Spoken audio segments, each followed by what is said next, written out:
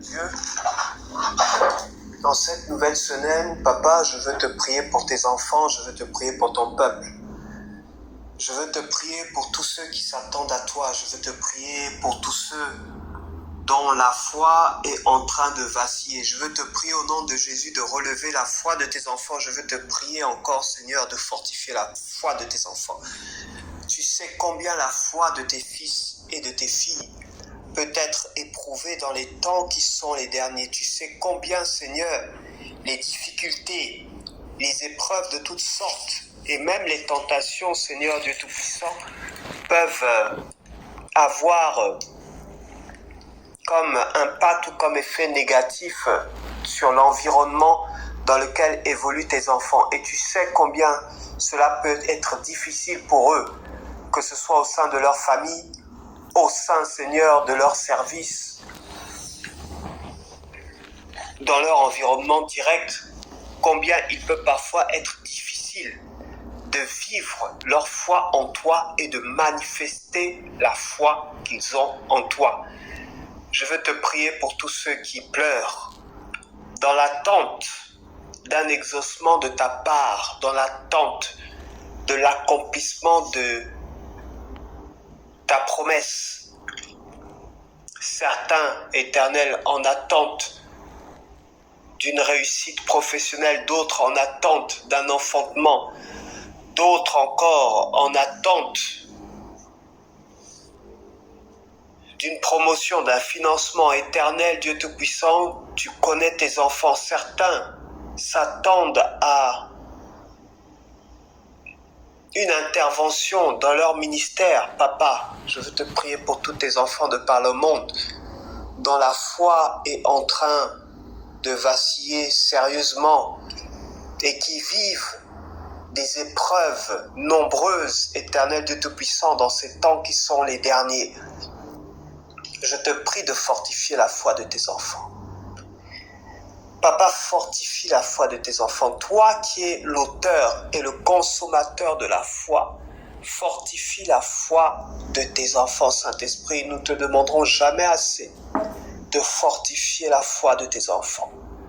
Dans ces temps qui sont les derniers, dans ces temps qui sont difficiles, Saint-Esprit de Dieu, toi qui es l'esprit de foi, remplis le cœur de tes enfants de ta foi, de ta force, qu'ils soient persévérants, espérant contre toute espérance, dans l'attente de l'accomplissement de tes promesses. Au nom puissant de Jésus-Christ de Nazareth. Amen. La parole de cette semaine se trouve dans Hébreux chapitre 11.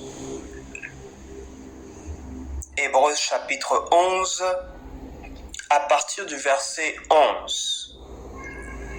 C'est par la foi aussi que Sarah, elle-même, malgré son âge avancé, fut rendue capable de donner le jour à une descendance, parce qu'elle tint pour fidèle celui qui a fait la promesse.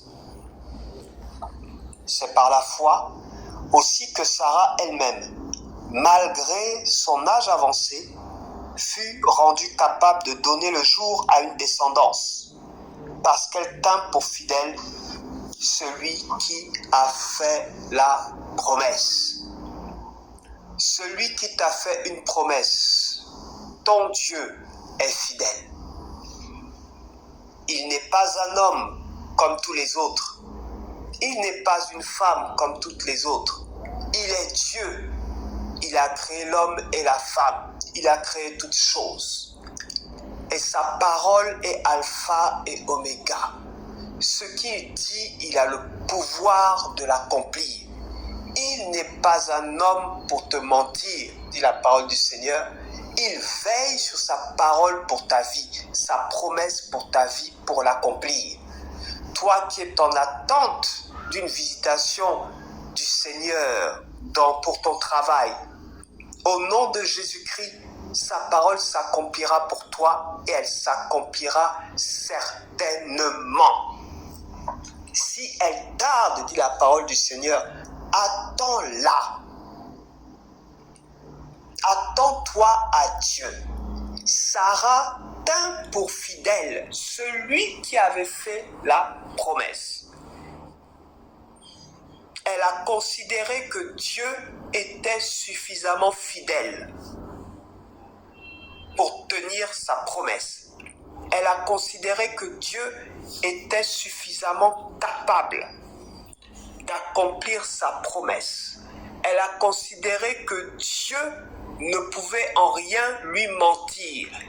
Et elle a considéré la parole de Dieu comme ayant plus d'autorité que la parole des hommes ou des femmes autour d'elle, que la parole d'un médecin de son temps, que la parole d'un guérisseur peut-être de son temps. Elle a considéré que le Dieu qui a fait la promesse est capable d'accomplir cette promesse. Et c'est parce qu'elle tint la promesse de Dieu, elle a considéré que Dieu était capable, qu'il était fidèle, capable de donner le jour à une descendance, qu'elle serait capable d'enfanter. Elle a cru simplement à la parole du Seigneur pour sa vie. Crois simplement à la parole de Dieu pour ta vie. Ce qui est esprit est esprit, ce qui est chair est chair. Peut-être que la parole que tu as reçue du Seigneur ne semble pas avoir de sens pour toi. Peut-être que la parole que tu as reçue du Seigneur ne semble pas rentrer dans ta conception, ta vision et ta manière de voir les choses de la vie. Peut-être que la parole que tu as reçue du Seigneur pour ta vie paraît étrange. Cette femme, Sarah, a tenu pour fidèle celui qui a parlé. Ton Dieu est fidèle.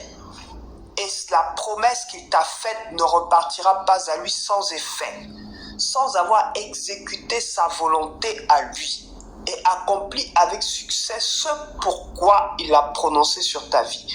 Dieu ne parle pas par hasard, il ne parle pas pour t'impressionner, il ne parle pas pour te faire plaisir. Il parle et il fait des promesses selon sa vision pour toi, sa volonté pour toi, ses projets pour toi. Alors il a le pouvoir de les accomplir parfaitement, certainement.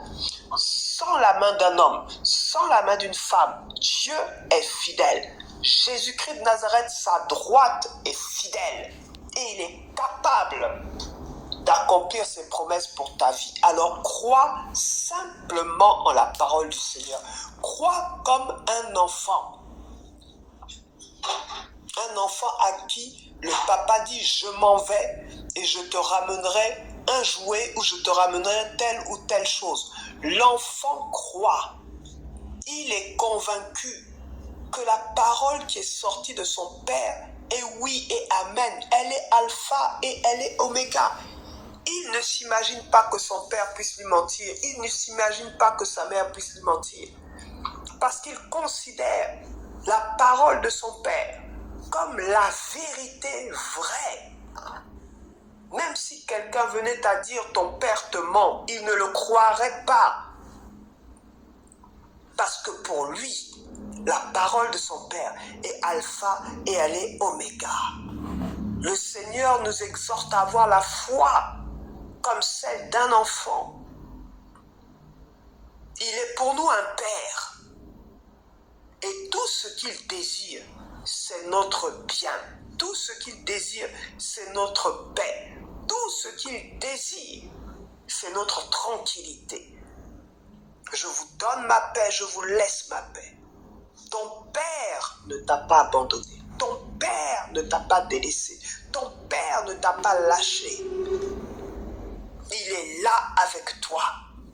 Et ce qu'il t'a dit, ce qu'il t'a promis, il l'accomplira et il l'accomplira certainement. Est-ce dans ton foyer que tu t'attends à lui? Si il l'a promis, il agira et il le fera certainement. S'il a visité une femme comme Sarah et lui a donné un enfant à l'âge de 90 ans, Ce n'est pas toi qui ne peux pas visiter, ce n'est pas dans ta vie que Dieu ne peut pas opérer un miracle. Que ce soit un miracle au niveau de l'enfantement, un miracle financier, un miracle professionnel, un miracle au niveau de la santé. Dieu est un Dieu de miracles.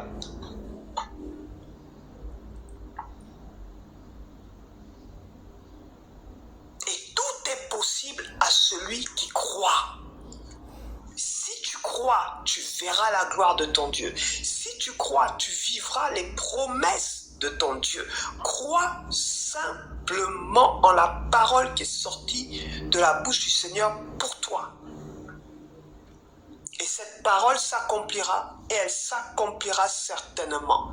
Parce que Dieu a parlé selon sa vision, selon sa pensée, selon sa capacité à lui. Pas selon ta capacité, pas selon ta vision, ni selon ta pensée. Mais Dieu a parlé en fonction de ce que lui, il sait qu'il peut faire. Et pas en fonction de ce que toi, tu peux faire. Il n'est pas limité, ni par ta vision, ni par ta pensée, ni par quoi que ce soit qui te concerne. Il ne regarde pas à ta capacité avant de te faire des promesses. Il ne regarde pas à tes capacités avant de décider quoi que ce soit dans ta vie. Mais la promesse qu'il te fait crée en toi ce qu'il te manque pour recevoir de Dieu ce qu'il t'a promis.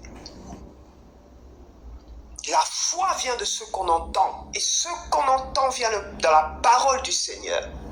La parole de Dieu que tu acceptes dans ton cœur crée en toi la foi suffisante pour pouvoir vivre cette promesse, vivre cette parole. Crois seulement. La parole de ton Père est esprit et elle est vie. Crois seulement. Et là où les portes étaient fermées au nom de Jésus cette semaine, tu les verras s'ouvrir. Et là où il y avait de l'opposition au nom de Jésus cette semaine, cette opposition sera renversée.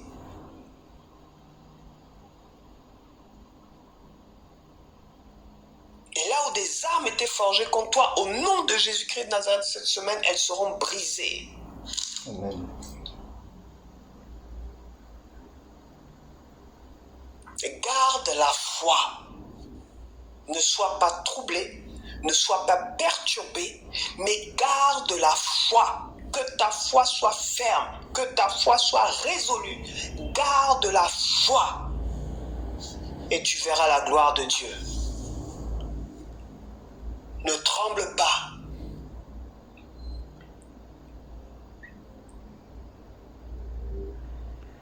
Ne pleure pas. Si malgré son âge avancé, Sarah fut rendue capable de donner le jour à une descendance, ne regarde donc pas à ton âge. Ne regarde pas à ce qui est physique.